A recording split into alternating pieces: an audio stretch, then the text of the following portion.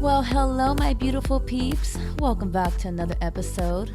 This is your host, Mabel Rodriguez, and I'm so glad that you guys are back because today we have another special guest. Yes, and her name is Rachael Johnson. She is the creator of HiddenRadiance.com.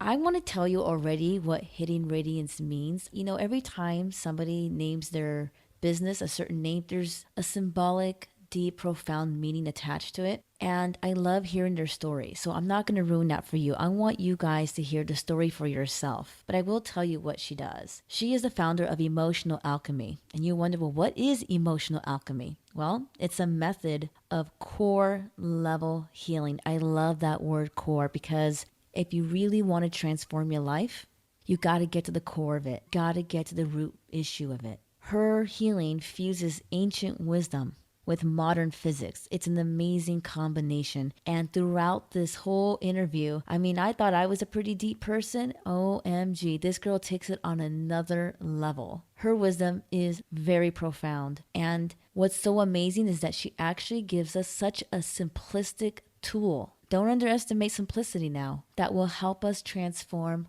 all these beliefs that we have about ourselves, all these wounds that we carry that we're not even aware, that block the things that we want in our life. And I love when she talks about desire. We all desire things, right? But do you ever wonder why those things don't come to us? Do we possibly get in the way? Maybe. Is it possible that everything that we desire and the method in which it's supposed to come to us to fulfill the desire is already in existence? What if we really truly were getting in the way, actually making things so much more difficult than they need to be?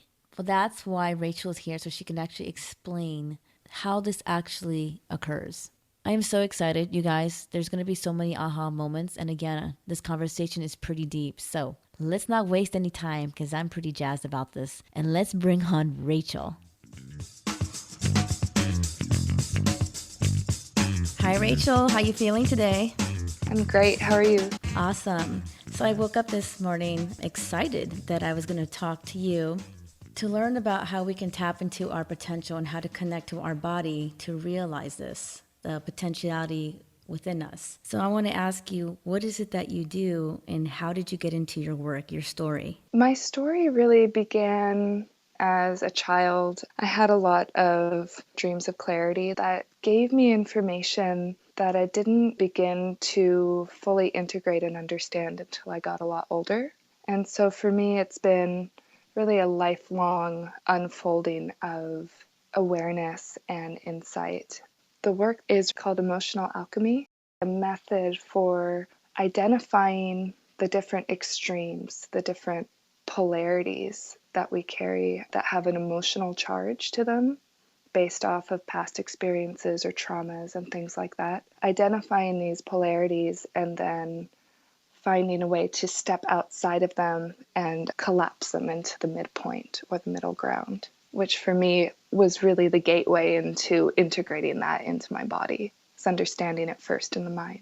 What are these two polarities that you were talking about? So with every painful belief, everything that brings up an emotional charge, a negative emotional charge, or I guess unpleasant emotional charge, I found that it always manifests as two extremes. So one extreme would be from experiences that we've had. There's a belief that comes about being unlovable. I'm not lovable. I can't find a partner that loves me and appreciates me, that I'm happy with. There's just something inherently wrong with me. And I believe this because all of my experiences up until this point have proved that to me, that I go through this kind of suffering again and again and again, where my conclusion, which is natural to a certain extent, is that I must be unlovable. There must be something wrong with me. And so that belief, it can be very deeply held. It's not even necessarily something that we're walking around with on a conscious level. Some people have that, where they're constantly having those negative critical thoughts, but then it might be more of an unconscious feeling that we're not even completely aware of, and that can create a lot of sabotage in our life for us to be happy. Sabotage like in relationships and, fulfillment, just fulfillment, general, everything. yeah. Yeah. And so in this work of emotional alchemy, first it's finding that belief that we have about ourselves that's creating suffering, whether it has to do with worth or lovability or powerlessness, can be anything really. So in our example, we're using I'm not lovable. Okay. So how does that manifest as two extremes? On one end of it, it is how we react when we believe that as true and that there's nothing we can do to overcome it. Like that belief is more powerful than us. Say that back again. What belief were you talking about?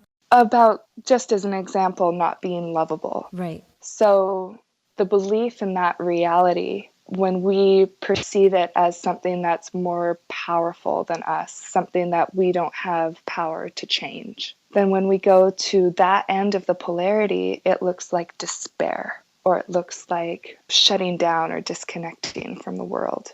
If I'm not lovable, that could be a depressive expression. We're not trying to go out and meet people, have relationships. We've kind of given up. That's one end of the extreme. I call that extreme despair. The other extreme is hope or grasping. So this is what we do when we feel like maybe we could change our situation. Maybe we could change this fortune if we met somebody that inspires hope in us. Oh, if I could just get this person to, if I could just get myself to ...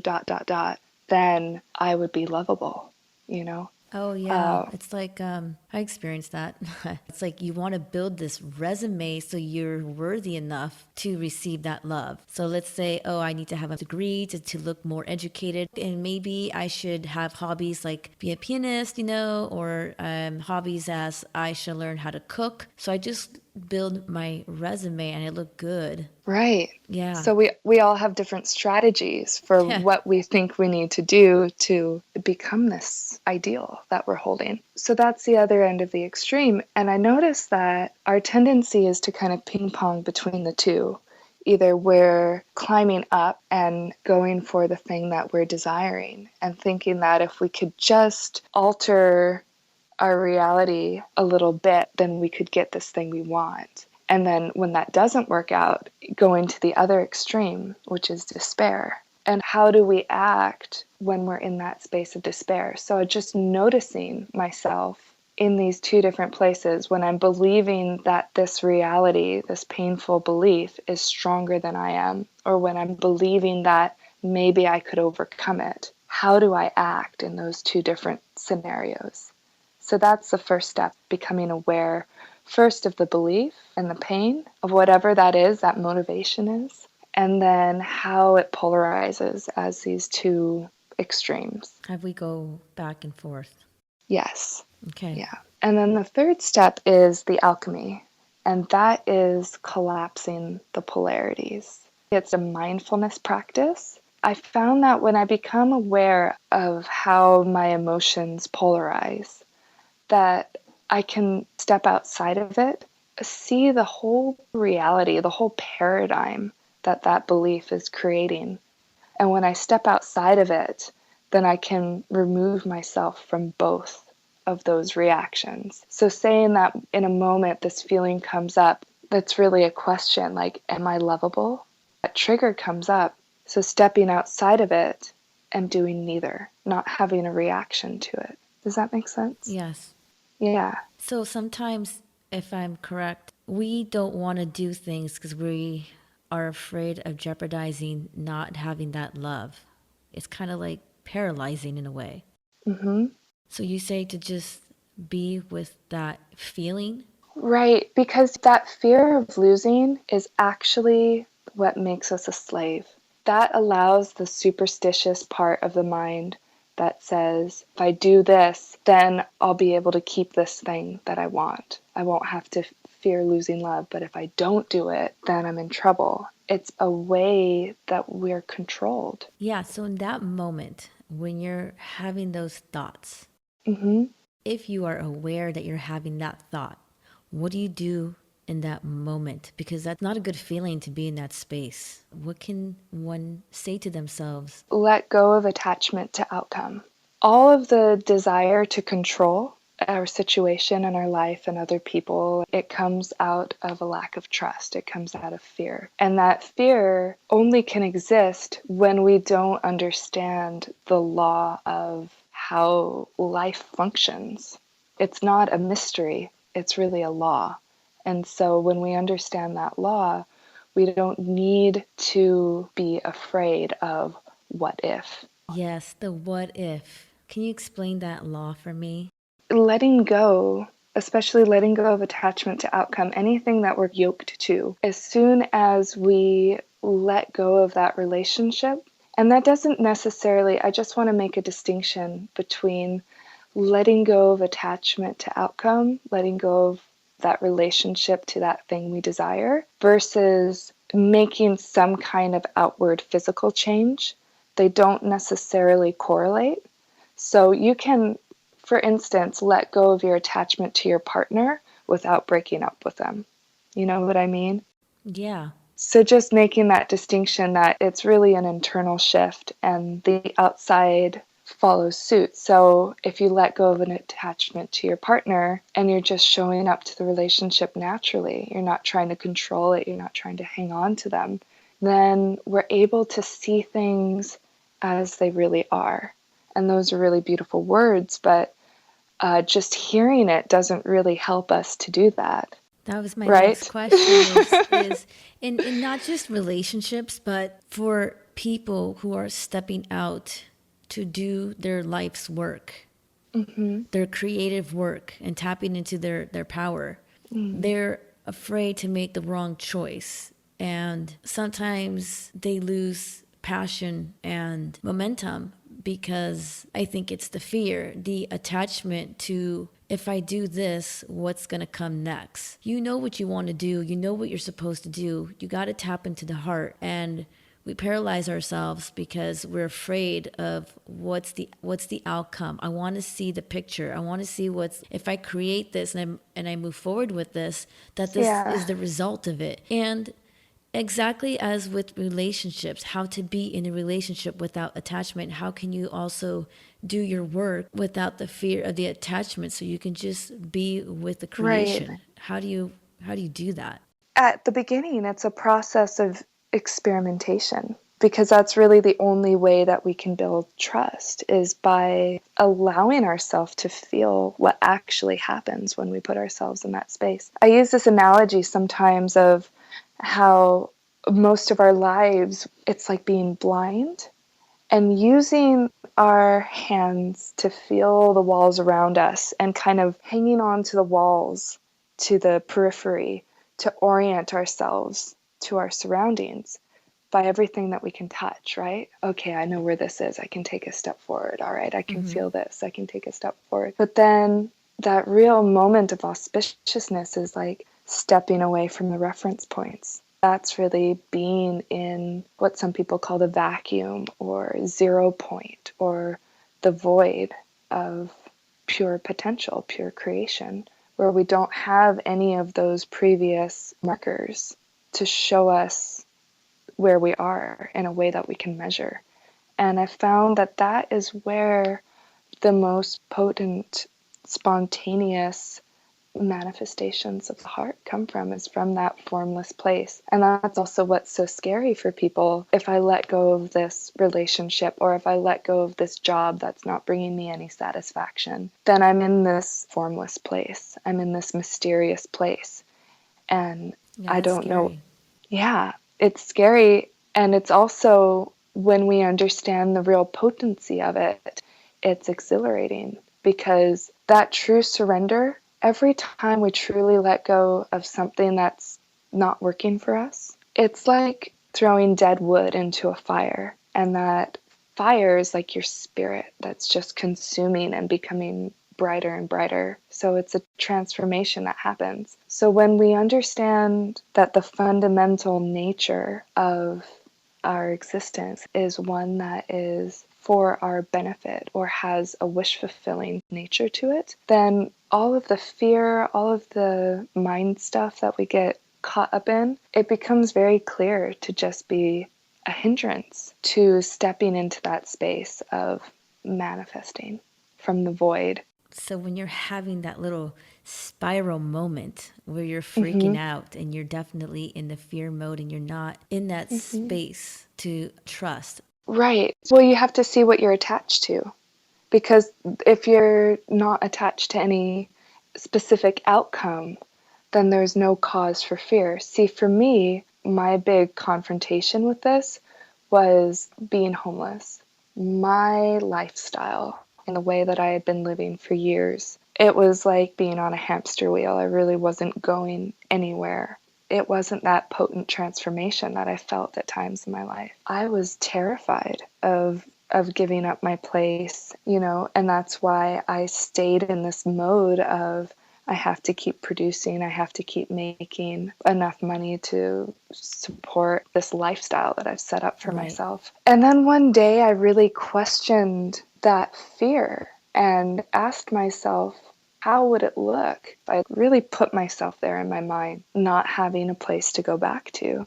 The image I got was sitting under a tree somewhere and actually being extremely joyful to not have that burden anymore, and also to be free to meet the moment without having these other responsibilities that I had to go take care of. When I decided to let go of my living situation, there was so much energy that had been caught up in maintaining that situation that was now freed up, that immediately it transformed into all kinds of other opportunities and potentials that I would have never been able to experience if I had kept on in that same way.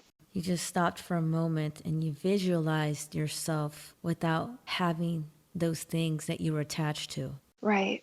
Letting go of the attachment to outcome. Because in my experience, what keeps us from growing when we say, oh, well, I want this freedom, or I want this expansion, or I want these experiences, but I can't let go of this thing that makes me feel safe and fearful at the same time. Safe and unhappy. That's the Yeah. crazy thing is you're not happy. You know you want more, but you're afraid to let go of the one thing that you don't even care for, which is the most funniest thing ever. But we do that. I do that. So what Right? else can you do to move into that space of trust and surrender? One, you visualize yourself just not having that. Yeah. And emotionally, without having to take any physical action, Yes. first just feeling what it feels like emotionally to let go of that attachment to this particular outcome or a particular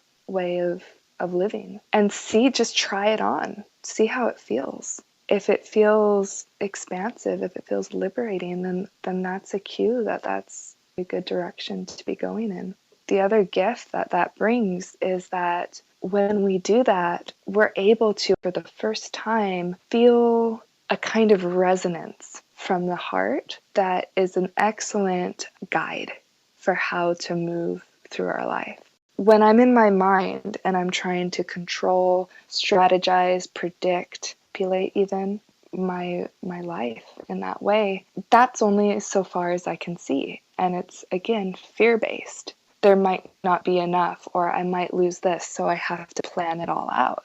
And that is useful to a certain extent. I think that function of the mind gets away with us sometimes. It's also a very necessary part of the mind. It's not the best compass for us to use. But when we let go of that strategizing, controlling aspect, that part that's attached to the outcome, for the first time we're able to drop into the heart and feel we're considering the options that we have available to us. Which one feels the most expansive? Which one feels the most like a yes, when we're not worried about maintaining that, whatever it is that we're attached to?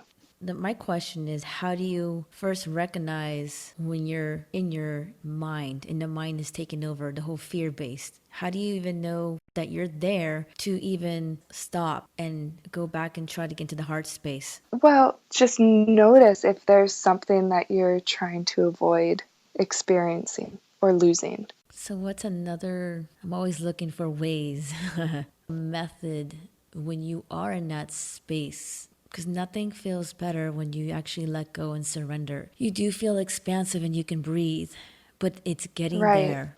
Understanding that losing is not necessarily bad. Loss is not necessarily negative. Loss is a space that opens up for us to continue creating. I totally get that, but it's the getting there. So long as we think that we could get it the way that we want it, and we can control life and get out of it what we think we can get, as long as we believe that that's still possible, we won't have that willingness. And so there's a kind of exhaustion that happens when you hit your head against the wall enough.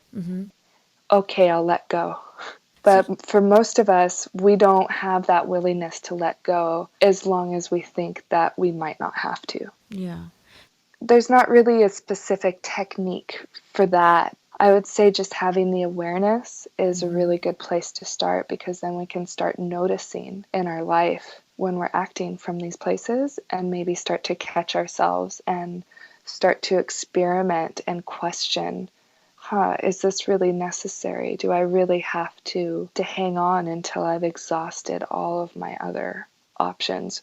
Or might I be willing to just experiment with what happens when I let go, deeply and sincerely let go, and go into that vacuum space, that empty space, that undefined space? You say people sometimes have a hard time manifesting because we're not dropping into our hearts. We have a hard time manifesting, I feel, because, well, for a few reasons. One of them is because we haven't taken responsibility for everything that we've created in our life. I found that when I take responsibility for absolutely every aspect of my life, everything that's happened to me in my life, everything I've experienced, good and bad, and most especially anything that I've done that I really feel shame or embarrassment about, owning everything to that same extent where I'm taking full responsibility, that's actually what opens up that creative power. Because when we take that level of responsibility, we also embrace that amount of power to create in our life.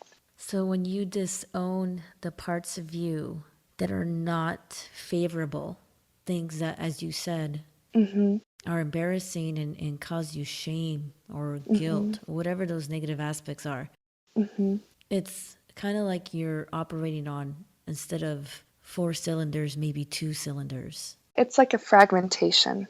Okay, yeah. So, denial. And denial doesn't want to look directly at these certain things, but truly, in order to harness that full creative capacity, we have to be able to see those things and own them and claim them as our own. There's actually a practice that allows us to transform any of those places of shame and guilt, things that we've done that we're not proud of, to transform all of that into creative potential. It comes from Tibetan Buddhism, and it's called Tonglen.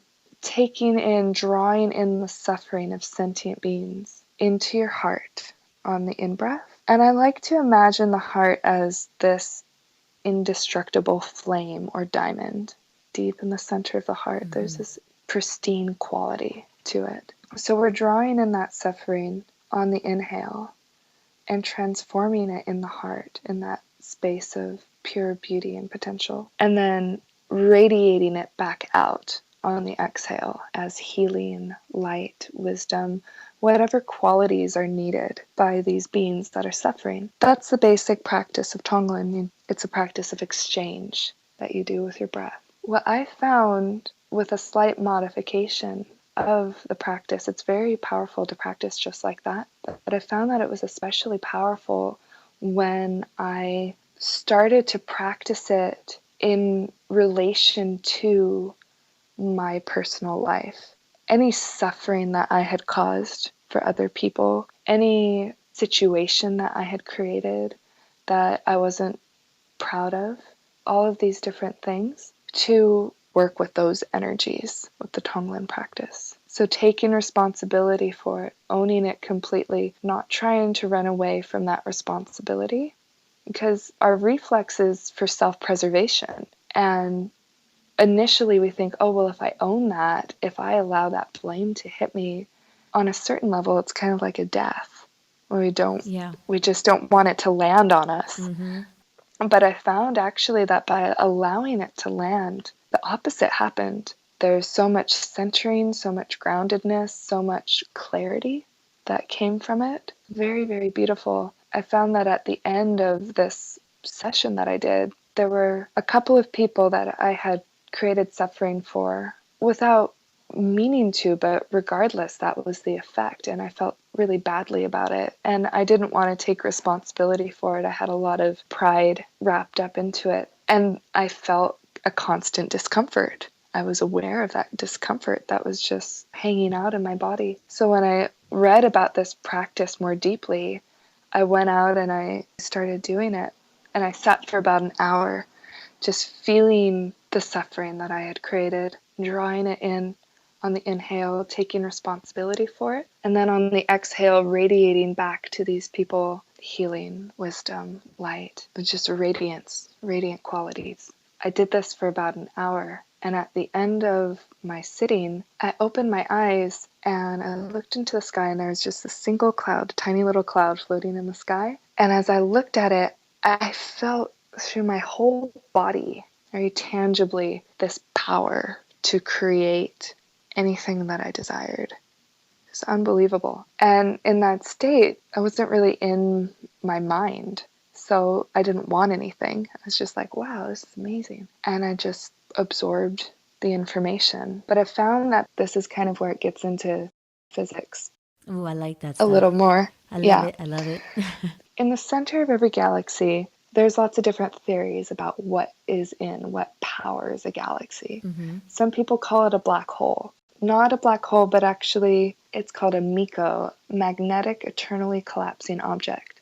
MEKO? MECO. MECO, okay. Yeah, drawing everything in. If you think about it, everything that's circling around a galaxy, planets, stars, whatever else, eventually gets magnetically, gravitationally drawn into the center.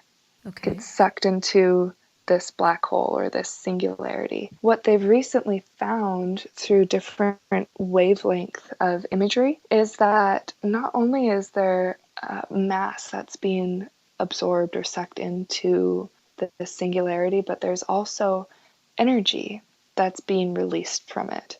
There's matter being pulled into the center, and then from the poles, there's cold hydrogen gas and high density radiation that's emanating out from the center. It's taking in all the things that have been created, pulling it into the center, and ejecting it as hydrogen, cold hydrogen, which hydrogen is the most basic atom that exists. Mm-hmm. So it's a building block for galaxies. And that's basically what this Tonglen practice does as well. And that's what I found through the meditation.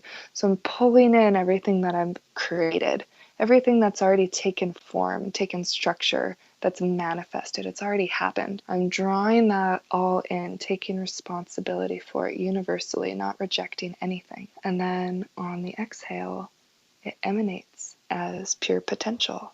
And that's how you unlock that creative capacity to free it up from its structure. Does that make sense? Yeah, I'm going to try to reword it for my understanding. And correct me if I'm wrong, but when we are not taking accountability, responsibility for everything that we've created, that we've produced, whether it was a great feeling, something that we're extremely proud of, or something that we don't want anybody to know. They knew, wow, they wouldn't like me, they wouldn't want to know me. And these can be the skeletons in the closet, right? That we want to keep tucked away. And even from ourselves. Yes. Even from our complete recognition. Because what would that do to our self-image? Absolutely. Yeah. So by owning it and transforming it, I guess what's another word for I guess I'm trying to say that by giving it love and compassion. Yeah. By giving it actually presence. By giving it presence, you mean? Attention. Exactly. Just witnessing, that's such a power right there. Witnessed what is and what occurred. and just say, I created that and it is what it is, and move through it. Also to radiate back out, to give those good qualities and those blessings to that situation. To say, for instance, if you called somebody a name, or you stole something from someone, or you betrayed someone in a certain way, you lied to them, or whatever it is, to just take responsibility for that in yourself, and then for the person that was affected by it, whether or not they even know it, radiating out all of the best qualities that you have to offer, your generosity, your love, your will, your goodwill for them to be happy and to be healed. It's like a sun. You start to emanate. You just shine everything out. There's nothing that's being hidden or kept for yourself. Hence the name of your site, Hidden Yeah. Radiance. Oh, it's like I just came full circle with everything right now. This was deep, and I love this conversation. Oh, I can't get enough. It's so yummy. Now, by releasing these emotions that we had within us that, as you said, are not our favorite, Right. how does that connect us to our Right. creative power? It's unfragmenting what I call, and this is also a Buddhist term, the wish-fulfilling jewel. And the wish-fulfilling jewel is the heart itself. The universe is a wish-fulfilling jewel. Each galaxy is a wish-fulfilling jewel. The earth is a wish-fulfilling jewel. We are wish-fulfilling jewels. So it has different levels of how it manifests. To unfragment that, whatever desire arises, the seed for its fulfillment co-arises with the desire. So there's this thought we have like, oh, we need to do something to get it to happen. But it's more a matter of unobstructing that force that has that nature, that spontaneous nature manifesting. There's nothing really that I need to personally do or will or exert to make these things that I want happen. It's really a beautiful process because in finding where the obstructions are, it also uncovers any kind of belief that distorts what we want to create and where we're coming from. What's our motivation even for wanting to manifest?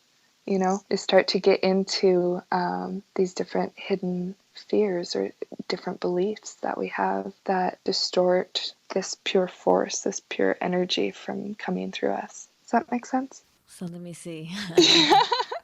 It's a lot to process, but I'm trying. So by releasing again those emotions, you kind of become like an open vessel. And you Yes. tap into it's kind of like a wall is blocking you, or like a protective layer over your heart. It's like it's like a shield, and you can't tap into it until you release all these feelings and emotions that you've had that negatively impact you. And attachments And too. attachments that you can tap into really what your heart desires. And if you just let it be, you really don't have to do anything to it. Right. It's self-fulfilling. Like I said, when a desire arises, when that pure desire comes, its fulfillment co-arises with it.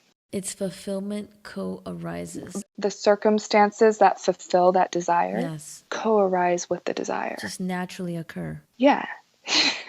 You know, it's so interesting to me because there's certain things in life that we just let be. Like, you know, when you get pregnant as a woman, you don't have to make a baby. It Exactly. makes itself. Nature takes care of it. You know for sure that in 9 months or so, give or take weeks, that you will have your baby, but you're not focused every single day and trying to create this creation that's going on in your body. But with everything else, we can't trust nature, and we always want to control and make it happen. Force it. Right. This is how we tap into the wisdom mind. You could say that this force that's creating the baby is a wisdom. It supersedes the ordinary mind. It supersedes what we can do in our brain. When we allow that wisdom nature to come through and move things for us, it's always at a much higher level than when we try to do it on our own. Yeah, surrendering and trusting that it will be taken care of. They'll do a lot better job than what we're trying to do with our control. And when we come from the mind, there is a limitation. You know, it's interesting. I don't really like the word trust. It implies a level of mystery that, I could see like, that. I don't know how this is going to happen, but I just have to believe that it's going to happen. I could never get with that. Just trust because I convinced myself that was the right thing to do. So what's It's the like, opposite then? What?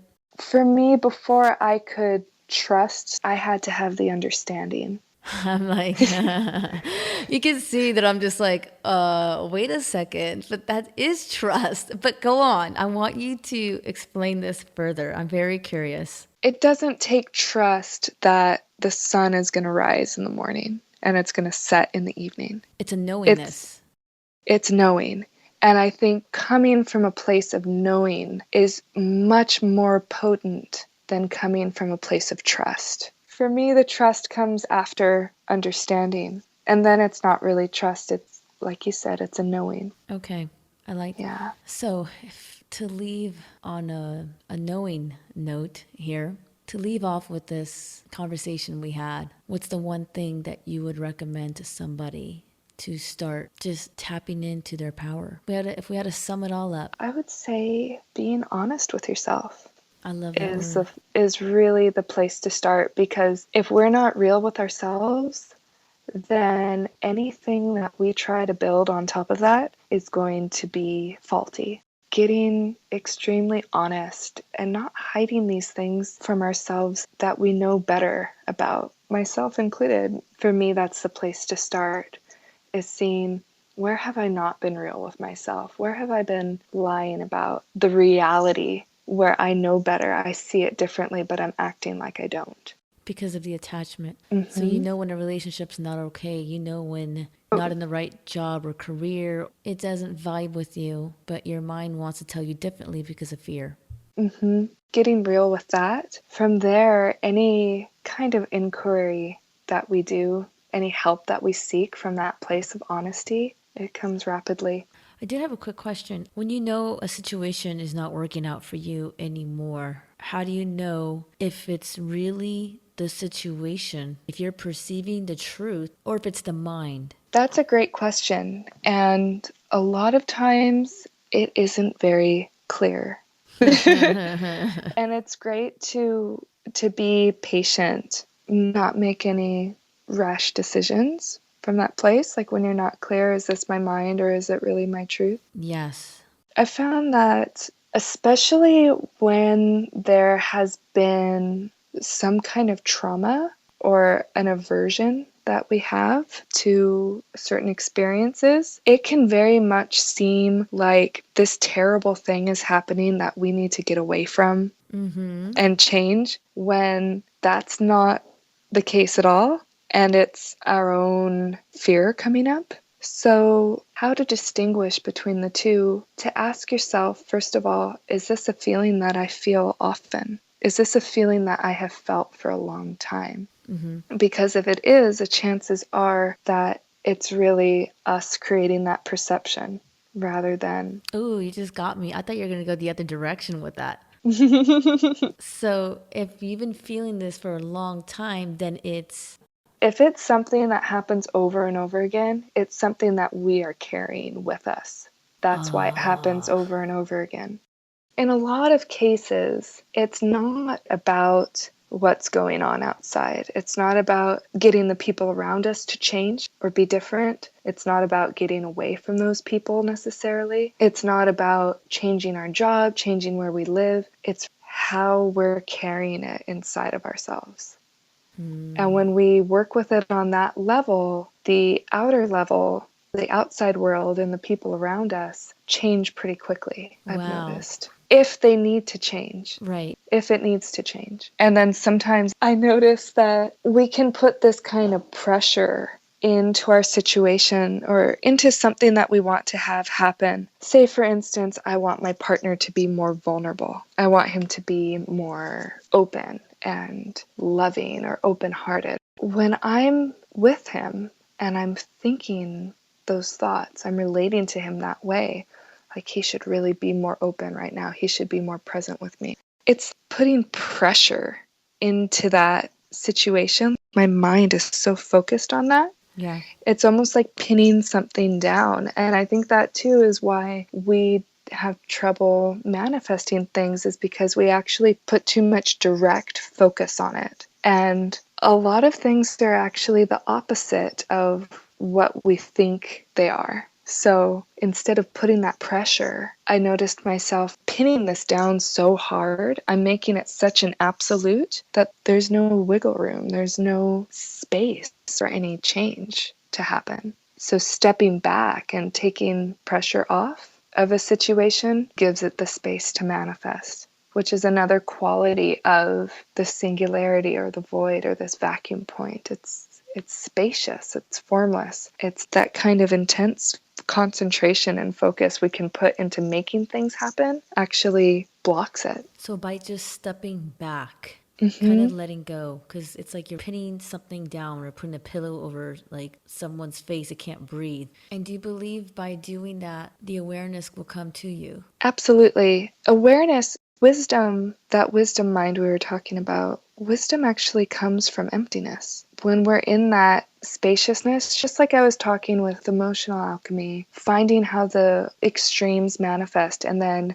doing neither, just being empty, we think there's nothing happening there, but that's where everything happens. So when we allow ourselves to be empty, when we allow ourselves to take a step back and just observe without putting any projection or any pressure into what we're observing, that wisdom starts to manifest.